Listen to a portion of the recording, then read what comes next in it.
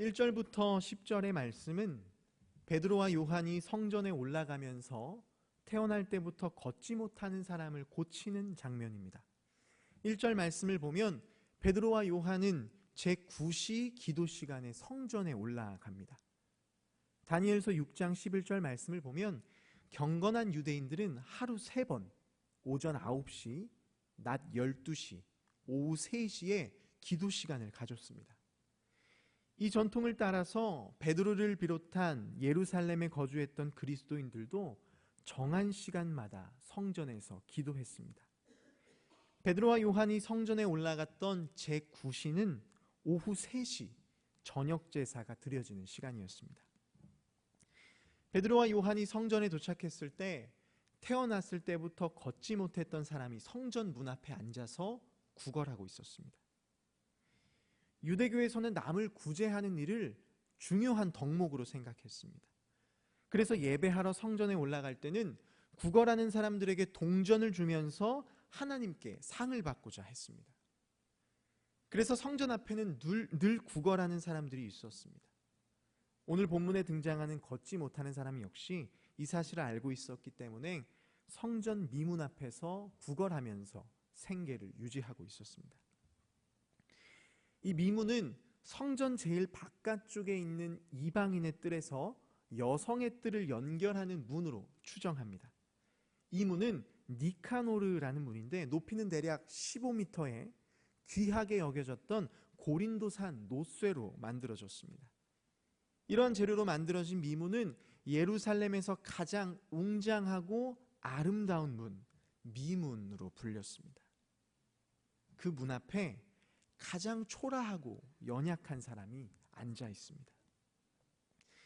베드로와 요한이 성전에 들어가다가 이 걷지 못하는 사람을 보게 됩니다.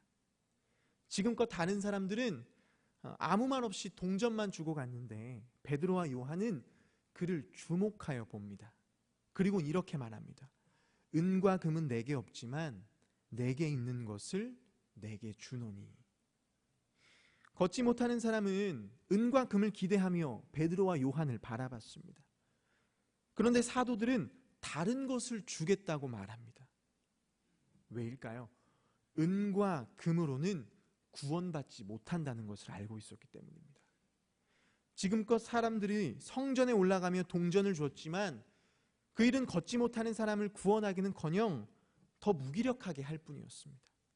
그에게 진짜 필요한 것은 은과 금이 아니라 일어나 걷는 일이었습니다. 사도들은 예수 그리스도의 이름으로 일어나 걸으라 말합니다. 유대인들에게 이름은 단순한 호칭이 아니라 그 사람의 권위와 능력을 상징합니다. 즉 나사렛 예수의 이름으로라는 말은 베드로와 요한이 예수님이 행하시는 것과 동일한 능력으로 그 일을 행한다는 말입니다. 이 말을 마치고 베드로는 걷지 못하는 사람을 바라만 보지 않고 그의 오른손을 잡아 일으켜 세웁니다.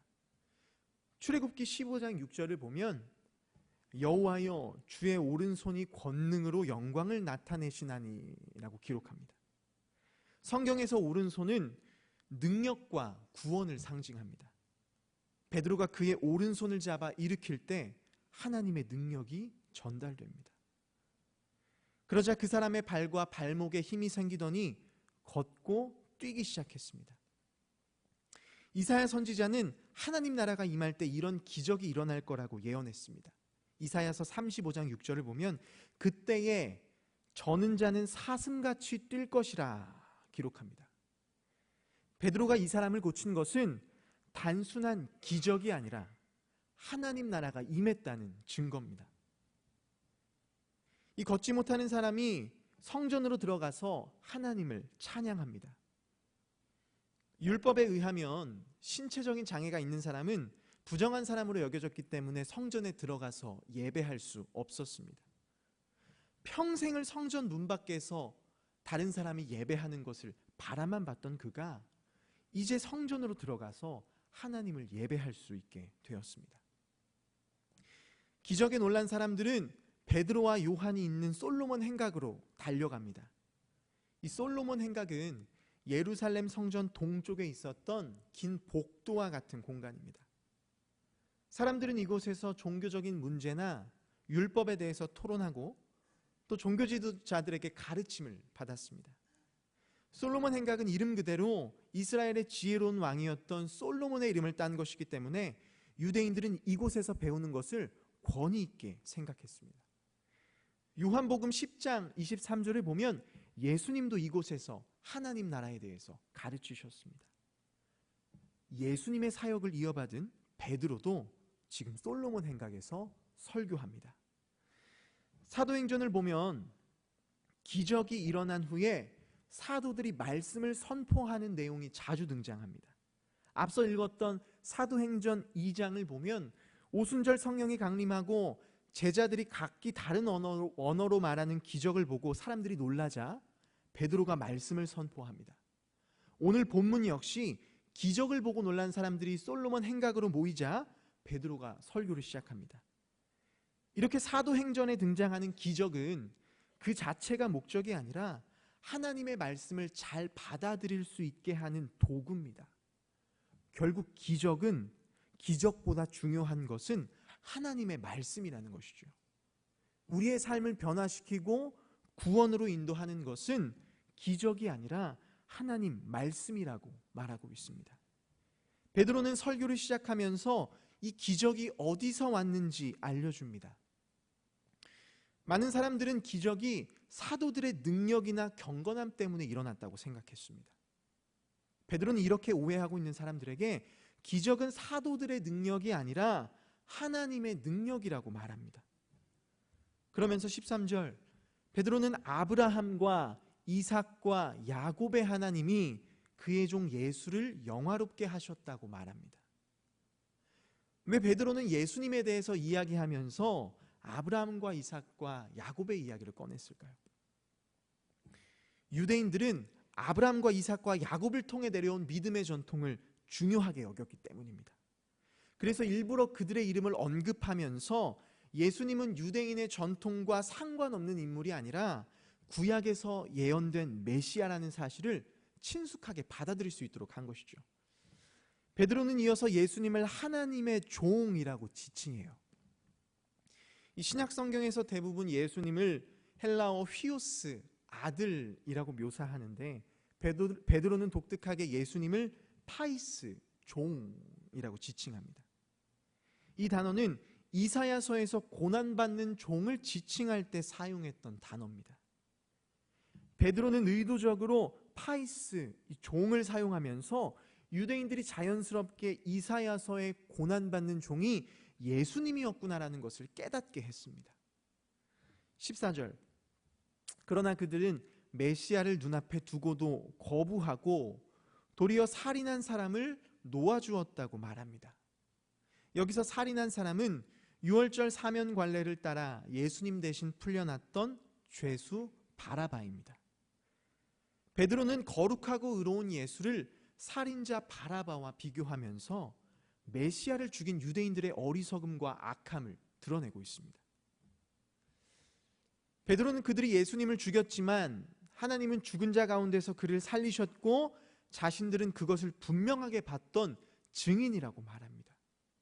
그러면서 미문에서 일어난 이 기적은 부활하신 예수님의 이름과 그 이름을 믿는 믿음 덕분에 일어났다고 설명합니다. 이 기적은 사도들의 경건함이나 능력에서 나온 것이 아니라 예수님의 능력임을 분명하게 밝히고 있습니다. 부활의 복음을 전한 베드로는 이어서 예수님을 받아들이지 않는 죄악을 회개하라고 선포합니다. 누가복음 23장 34절을 보면 예수님은 십자가 위에서 저들이 지금 무엇을 하는지 모르고 있다라고 하나님께 용서해달라고 기도합니다. 베드로 역시 유대인들은 예수님을 죽인 것이 그분이 메시아라는 사실을 모르기 때문에 지은 죄라고 말하고 있습니다. 19절 그러므로 너희가 회개하고 돌이켜 너희 죄 없이 함을 받으라. 베드로는 무지해서 죄를 지었기 때문에 지금이라도 회개하면 용서받을 수 있다고 말합니다. 회개는 단순히 죄를 뉘우치는 것을 넘어서 마음을 바꾸고 삶의 방향을 완전히 바꾸는 것을 의미합니다. 베드로는 유대인들에게 예수님을 거부한 죄에서 돌이켜서 예수님을 메시아로 받아들이라고 권면합니다. 그러면 새롭게 되는 날 구원받게 될 것이라고 말합니다. 이 새롭게 되는 날은 예수님이 재림하는 날을 의미합니다. 이 날에는 만물이 회복되는데 죄로 타락한 세상이 원래 하나님께서 창조하셨던 완전하고 선한 상태로 회복되는 날입니다. 지금이라도 회개한다면 이날 구원받을 수 있다고 말합니다. 이어서 베드로는 유대인들이 존경하는 모세와 사무엘, 아브라함을 언급합니다. 베드로는 이들을 언급하면서 믿음의 조상들과 예수님이 밀접한 관계가 있음을 강조합니다. 이렇게 함으로써 유대인들이 예수님을 메시아로 받아들일 수 있게 하려는 의도였습니다. 베드로는 신명기 18장 18절에 나오는 모세의 예언을 인용합니다. 모세는 이스라엘 백성에게 하나님께서 자신과 같은 선지자 한 사람을 세우실 것이다 예언했습니다. 베드로는 이 모세의 예언이 예수님을 가리키는 것이고 그분의 말씀에 순종하지 않으면 심판을 받는다고 말합니다. 두 번째로 사무엘 선지자를 언급합니다.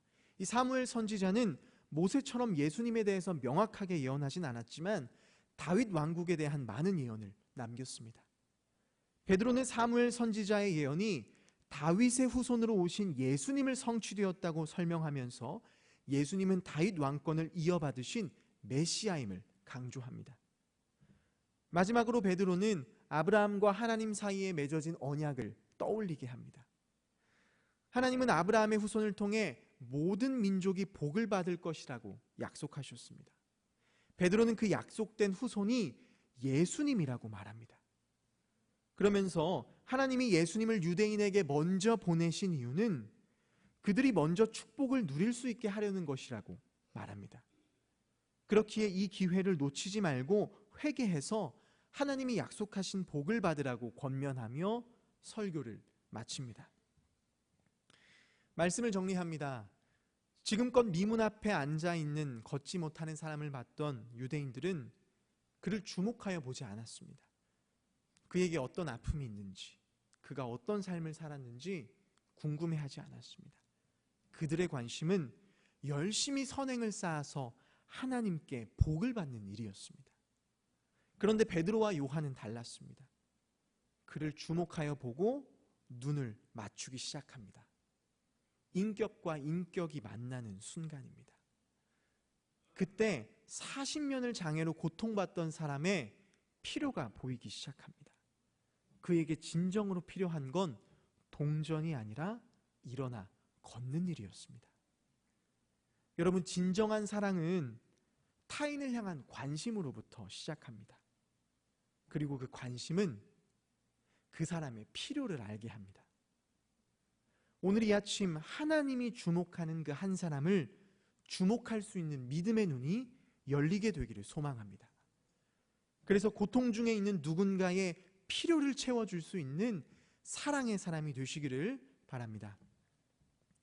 베드로는 일어나 걸으라 말로만 외치지 않고 오른손으로 붙들어 줍니다. 베드로가 하나님의 능력을 믿지 못해서 그의 손을 잡아 일으킨 것이 아닙니다. 진정한 기적은 사랑의 손길로 시작됨을 알았기 때문입니다. 기적은 전적으로 하나님의 능력이지만 그 능력은 베드로의 사랑의 손길을 통해 전달되었습니다.